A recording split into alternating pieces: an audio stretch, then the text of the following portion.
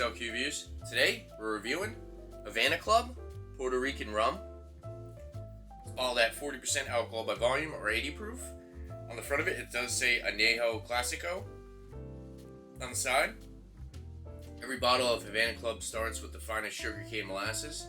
The rum rests 1 to 3 years in oak barrels as the Caribbean weather of Puerto Rico works its magic. We then employ a double aging process, creating a deep and mellow taste with a velvet finish. It's 40% alcohol by volume or 80 proof. It says on the side, the Aracabala family founded their company and built their first distillery in Cardenas, Cuba in 1878. Decades later, this family of rum makers would be forced to flee during the Cuban Revolution.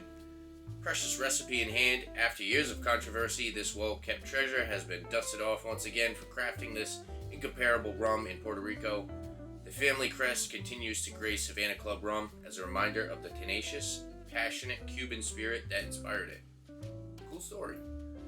Based on a recipe created in Cuba. Havana Club is a trademark. This is a 750 milliliter bottle. I did pay $22 for it, so solid price. Produced by Havana Club USA, Quintano, Puerto Rico. And then it says HavanaClubUS.com. It's the website. And yeah, without further ado, let's pop this open. Check out the appearance. Now the cork actually did break on me, so I had to. This is a replacement cork. Let's go for that cork pop. This one is an actual real cork. The other one I think was synthetic.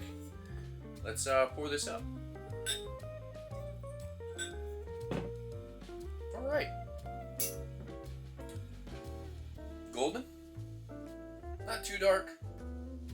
I'd definitely say golden in appearance.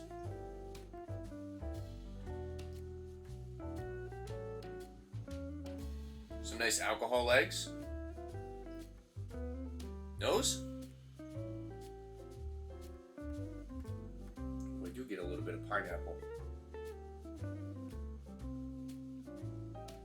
Get that sugarcane, pineapple,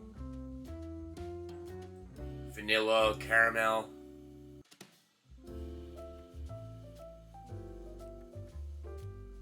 A little bit of molasses.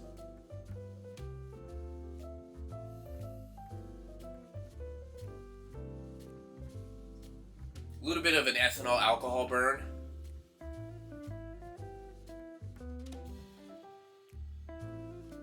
Maybe a touch of like raw honey. It actually reminds me of,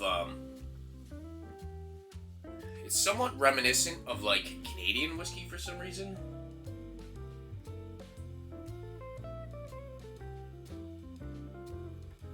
Yeah, it's very sweet on the nose. You do get that sugarcane. Some of the fruits stand out. Like I said, you get that pineapple. It smells decent. Does have a little bit of that ethanol alcohol burn on the nose. Let's dive in and try it out. Cheers.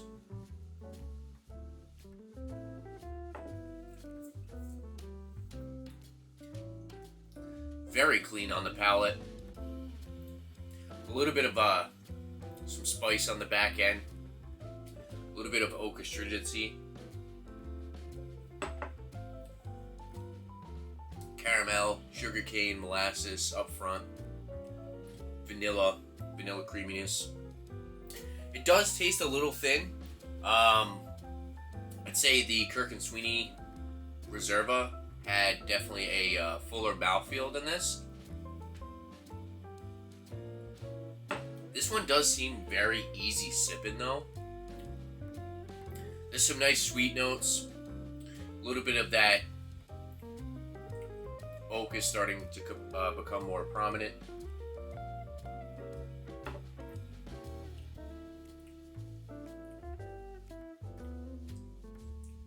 Like a green apple note.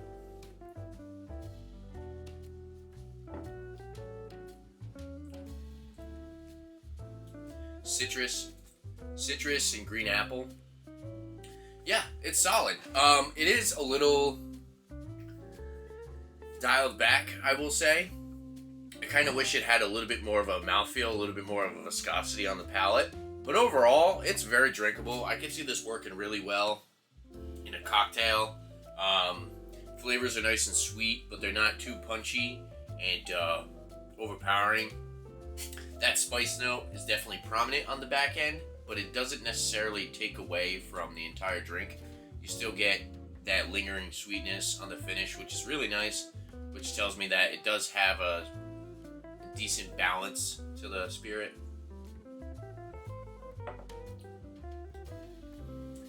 Touch of honey. Yeah, it's almost reminiscent of like Canadian whiskey. Overall, I think it's pretty good. I would recommend it. I would say that it's perfectly fine to sip on. Nothing really offensive, but like I said, it's just the mouth feels a little lacking. And if you wanted this to be kind of more of a punchy, full flavored rum, you might be a little disappointed. But it's perfectly fine if you just want something solid to sip on, not too overpowering in flavor, just a decent sweetness combined with a decent amount of spice and oak. Plenty of fruity flavors as well. They do come out pretty prominent on the palate once you start to sip on it a little bit more.